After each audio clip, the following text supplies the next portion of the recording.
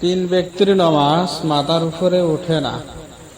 এক নম্বর হচ্ছে ওই ইমাম যে ইমামে নামাজ পড়ায় কিন্তু মুসল্লিরা তার উপরে সন্তুষ্ট না।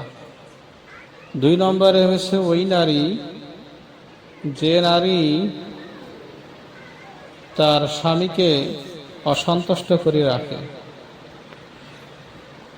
তিন নম্বর হচ্ছে ওই দুই ভাই যে ভাইয়েরা একজন আরেকজনের রক্তের বাঁধন ছিন্ন করে। রাসূল সাল্লাল্লাহু আলাইহি সাল্লাম বলছে যে যারা রক্তের বাঁধন যারা ছিন্ন করে এরা আমার উম্মতের দলভুক্ত না।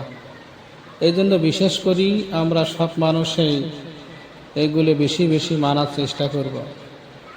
তার কারণ ভাইয়ের সম্পর্কটা নিজের স্বয়ং আল্লাহ পাকেই দিয়েছে, পৃথিবীর আর কোনো মানুষে দেয়নি।